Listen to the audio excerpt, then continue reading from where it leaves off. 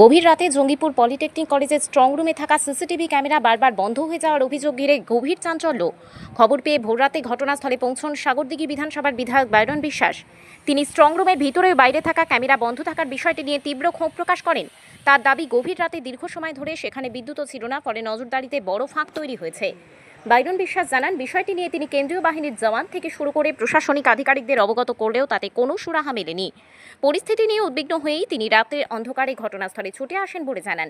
এই ঘটনার পেছনে চক্রান্তের গন্ধ পাচ্ছেন বিধায়ক। তার অভিযোগ, তৃণমূল কংগ্রেস প্রার্থীদের হারানোর উদ্দেশ্যে পরিকল্পিতভাবে এই পরিস্থিতি সৃষ্টি করা হয়েছে। পাশাপাশি স্ট্রং রুমের দায়িত্বে থাকা আধিকারিকদের ভূমিকা নিয়েও প্রশ্ন তুলে ক্ষোভ উগরে দেন তিনি। আপনারা সকলে জানেন যে সাগরদিঘিতে একটা সেন্ট্রাল ফোর্সের সঙ্গে আমার ছোটো মোটো ঝামেলা হয়, আমি বিস্তারিত যাচ্ছি না। দ্বিতীয়ত, শামশেরগঞ্জে ভোট দিতে যাওয়ার সময় ওখানেও ঝামেলা হয়, আমি ওটাও বিস্তারিততে যাচ্ছি না। এখন প্রথমে আমি যখন এলাম তখন কত বাজে, যখন প্রথম আসি 10টার সময় এসে দেখছি শুধু সেন্ট্রালের সিসিটিভি গেটের ভেতরে, যেখান থেকে আমরা দেখতে পাচ্ছি না কোন বিধানসভার কোনটা ছবি, একটা সেন্ট্রাল ইন্টারনেটের এলসিডি লাগানো রয়েছে। প্রথম কথা, আমি চার্জ করলাম যে বাইরে এলসিডি নেই কেন, গেটের বাইরে, ভেতরে তো ঢুকতে দেবেন না, ঠিক আছে, আপনাদের রুলস প্রোটোকল আমরা মানি আর মানবো, সংবিধানের বাইরে নয়, আমরা সংবিধান মেনেই চলবো, যেটা গভর্নমেন্ট সেন্ট্রাল গভর্নমেন্ট করে দিয়েছে ওটাই মানবো আমরা। দ্বিতীয়ত, তারপরে এসডিও স্যারকে ফোন করলাম, এসডিও স্যার বলছে যে सुबह लग जाएगा, सकाले ओरा बोलो सुबह लग जाएगा। हम सुबह लग जाएगा क्या बात है, पहले तो ये लगना चाहिए, उसके बाद सुबह लगेगा।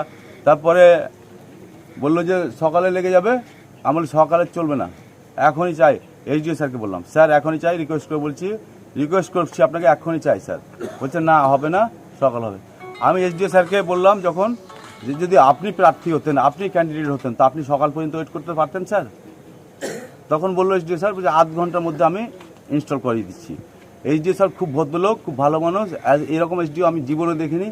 ওনার সঙ্গে মানে কি বলবো, এত ভালো মানুষ ওনাকে আমি দেখিনি। এসডিও স্যার খুবই ভদ্রলোক, জেন্টেলম্যান। এসডিও স্যার আধ ঘন্টার মধ্যে ইনস্টল করলো। তারপর আমি এসডিও স্যারের সঙ্গে কথা বলে বাড়ি চলে গেলাম। আমাকে 1:30 নাগাদ আমার ছেলেরা, না 1টা নাগাদ আমার ছেলেরা ফোন করে।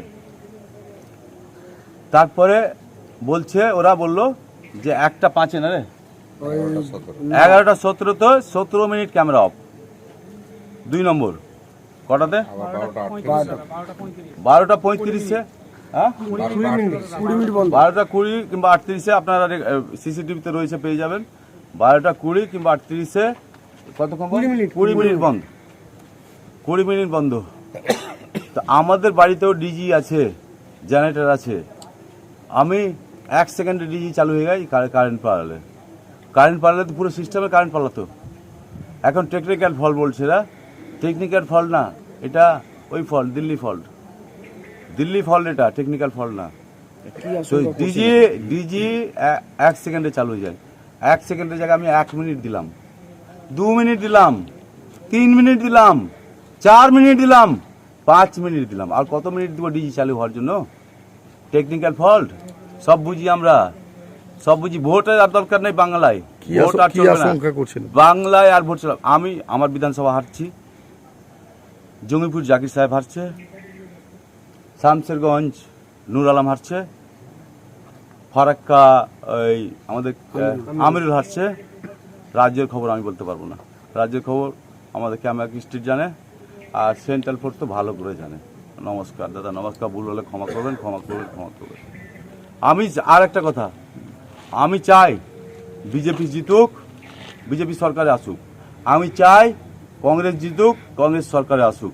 আমি চাই সিপিএম জিতুক, সিপিএম কংগ্রেসে আসুক, সরকারে আসুক। আমি চাই আইএসএফ জিতুক, সরকারে আসুক, কিন্তু ন্যায্যভাবে। টিএমসিকে থাকার কোনো পজিশন দিদি চাই না ওই রকম জোর জবরদস্তি করে, অভিষেক চাই না জোর জবরদস্তি করে। 24 জোর জবরদস্তি লুটপাটি আমরা শিখিনি, আমাদেরকে ওটা শেখায়নি, শেখায়নি, দিদিও শেখায়নি, এবিদাও শেখায়নি। আমি এখন কলকাতা বেরাচ্ছি, কামাকি স্ট্রিট, যাচ্ছি। এখন তো প্রশাসনিকরা তো ওদের হয়ে বলছে বিক্রি হয়ে গেছে। আর কত টাকা বিক্রি হয়েছে আমি জিজ্ঞেস করলাম, তো আমি জিজ্ঞেস করলাম 50 লাখ 1 কোটি, আরে তোকে 2 কোটি দিচ্ছি আমি, বিক্রি কেন হলি? বাংলায় থাকবি না? রাজ্য সরকার আন্ডারে কাজ করবি না? কে কে ছিল? একটা কনস্টেবল না কি ছিল, ওনার ভিডিও আছে। আরেকটা অফিসার ছিল, ওনারও ভিডিও আছে। আইসি তো না সিআই, আইসি। আরেকটা ভদ্রলোক বলছে যে পরে এলো, উনি বলছেন আপনাকে প্রয়োজন মনে করি না, আমার বাংলার পুলিশ, আমার পরিচয় দেওয়ার। ওনার বেশি দরকার আমার। যিনি বললেন আপনাকে পরিচয় দেওয়ার মনে করি না, আর কি বলবো, এই তো গল্প চলছে। নমস্কার।